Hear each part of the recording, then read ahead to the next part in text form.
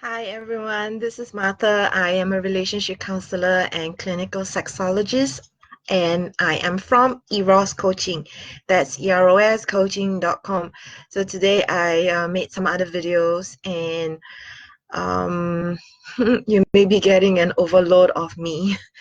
However, I really feel compelled to do this, and I'm not sure if I feel comfortable with putting this on my YouTube channel, but I still wanted to make this video. So I am going to be one of the presenters at celebrating sexuality. It used to be called Sex Camp, and it happens in Australia. And this festival is very well curated, and they make sure that presenters are going to respect people of different backgrounds, and also, of course, sexual orientation. And so I'm very, very happy, very excited to be one of the presenters. So, of course, from Singapore going to Australia, I am going to be like one of the international presenters. It's really quite an honor. So I have been talking with the organizer since last year, and for many years, I've wanted to present in this festival. And I have colleagues who I really love and adore who will be presenting at the festival as well. So it's like a time to catch up with them. And so I'm very excited. So they created like this publicity visual for me to better reshare and promote this festival happening. And they actually redesign it based on my preferred and new portrait photo. So once I got it, was it yesterday? So I posted it this morning, or this afternoon.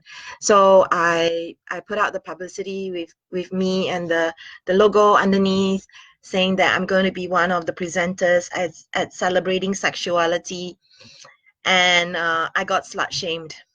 So somebody who has been following my work for a while and actually been very supportive, liking my posts, and even been very supportive of my videos, suddenly said, uh, make sure you wear sexy clothes. And I think I just immediately felt like, okay, so I'm a sex educator, sexologist, going to a sexuality festival. I'm presenting there. I'm going there actually for work. And so what's this, wear sexy clothes?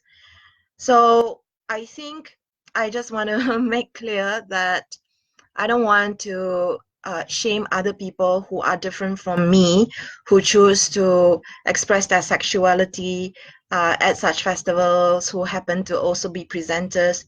But for me, okay, I'm not talking about other people, I'm only talking about me specifically. This is what I have been doing, and this is who I am, and this is what I have been doing for the last 10 years. 10 years, okay? So I've been a sexuality educator and sexologist for 10 years, and it has not changed. I don't just present at festivals and retreats. I have also attended them in my personal capacity.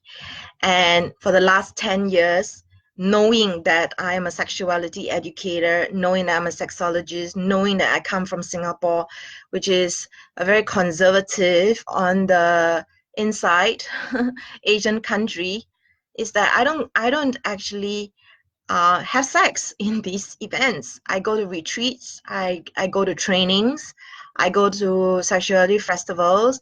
I may be there as a presenter, I may be there as a participant. I don't have sex there. I don't. And the reason is because I don't want to have a bad reputation. I don't want to become somebody's trophy and say, hey, I did it with this person from Singapore, blah, blah, blah. I did not want any of that reputation to follow me back to Singapore. Why? Because I care. I care about my work. I care about my clients. And I do not want my work to stumble anybody, even in my personal capacity. So here I am saying that I'm presenting at a festival, which happens to be celebrating sexuality, and suddenly I get a comment from somebody who has been very supportive of my work saying, wow, like, I don't know, and then saying, make sure you wear sexy clothes. Like, WTF, what is that? What is that? So of course I'm triggered, I'm angry, and I blocked this person. So underneath the comment, I said, are you acting like an idiot because you're an idiot? I don't appreciate the shaming. I blocked this person. And some people who are more enlightened would get into a discussion and dialogue with these people. I don't. I don't have time for this.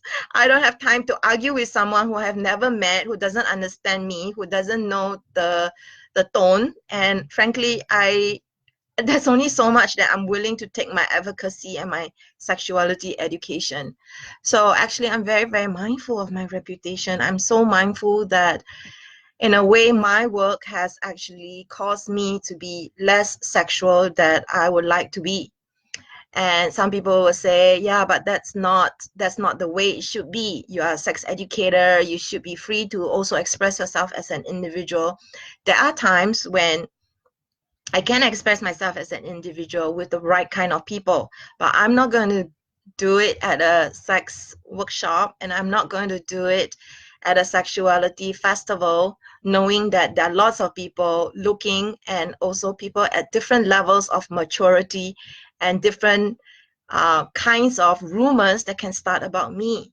So people don't understand this, but this is how much I care about my work and my clients.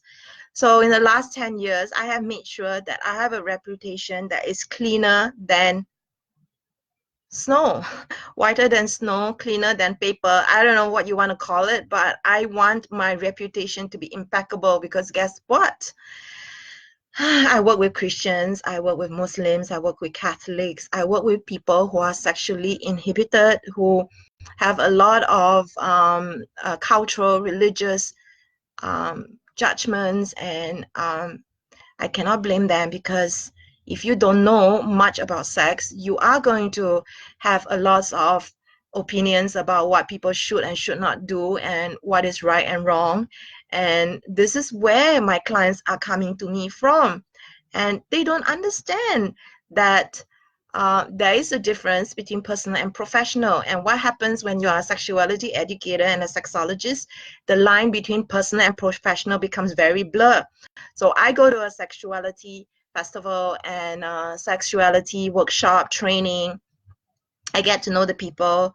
I have classmates or students who are attracted to me. I don't act on it. I don't go there preying on someone and say ha ha ha ha ha ha ha ha ha ha ha. I don't do that. I don't do that. Maybe they might do that. I have had those kinds of vibes before. People are like, oh, you're so nice, oh, I really like you, I'm so attracted to you. Guess what? Just because you're attracted to someone doesn't necessarily mean that you have to act on it. And there's a time and place to act on your sexual attraction. And I feel that acting on your sexual attraction at a sexuality workshop or a sexuality festival is not a good idea, because everyone's talking about sex, moving sexual energy through their bodies, feeling all great because all these barriers are coming down and there's lots of healing coming out, and you feel like all the people are all beautiful, wonderful, you want to hug them, and all this stuff.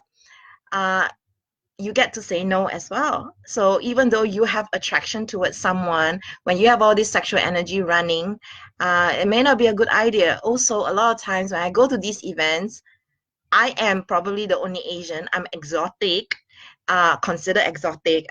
I look younger for my age.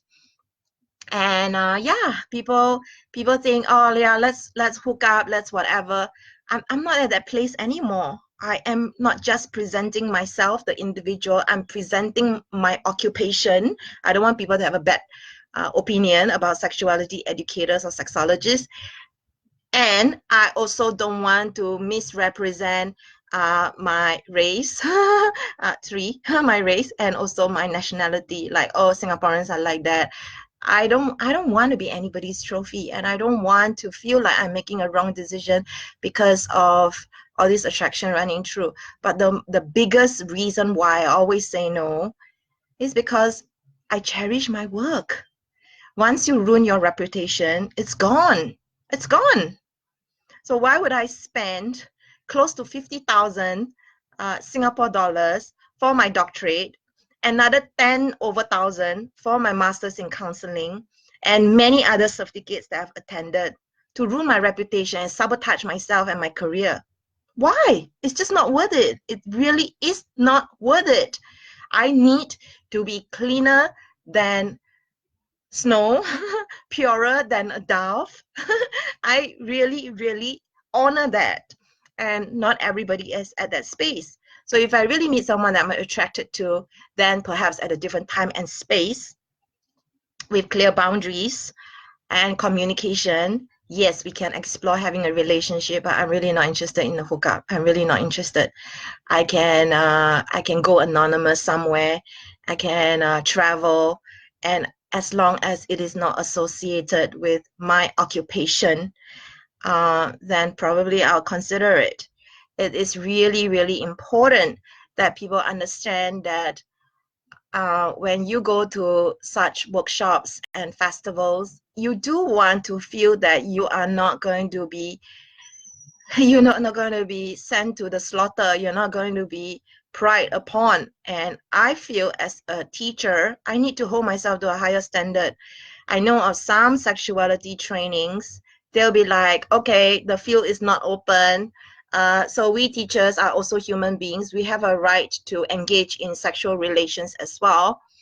I don't know what kind of ethics they have, but as in my training as a coach and as a counselor, no, you don't get involved in sexual relations or romantic relations with your students, period. So it doesn't matter which country I'm in. I'm sorry. I am not going to do it. Other people can do what they want to do with their lives. Maybe they are whatever kind of coach and whatever kind of ethics that they adhere to. I don't care. I'm not going to judge them, but this is what I do. And so this afternoon, when somebody said, make sure you wear sexy clothes, I'm like, what? Okay, the slut-shaming has already started. Just because I go to a festival, people think that my standards and my ethics are going to be different. It's not. So I'm making this video because I'm angry.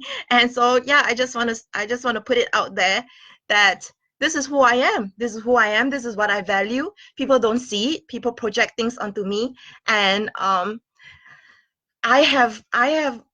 I put myself on the line to be judged, and I have also, if you want to understand, is that I have sacrificed. I have sacrificed. People don't see it, okay? People don't see it when I don't go out on Friday night. I don't go clubbing and partying on Friday nights because I need to be fresh and alert and give my 100% on Saturdays when I have a lot of clients.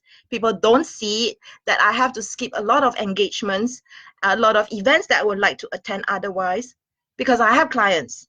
I work on weekday evenings, I work on weekends, and I do have off days. And when I move into my new space, then my new off day is going to be probably Monday and Tuesday, definitely Monday. But yeah, when I have been working at Scott Psychological Center, they don't open on Sundays.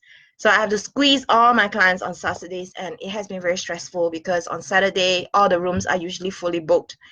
And so it has been very challenging in the last 3 years. So yes, I'm moving office. And today somebody mocked me as well. This person in KL has been trying to reach me. And I said, please email me to make an appointment. And this person said, loss of love, you have an office? Like, yes, I have an office, and I've had an office for 10 freaking years. 10 years. So what makes you think that I don't have an office just because I'm a sexologist? I am an educator, I'm a counselor, I'm a coach. I don't do touch, I don't do nudity, I'm not a sex worker. What's with all this shaming? If you don't understand my work, ask. Go to my website, look at it, go through the frequently asked questions.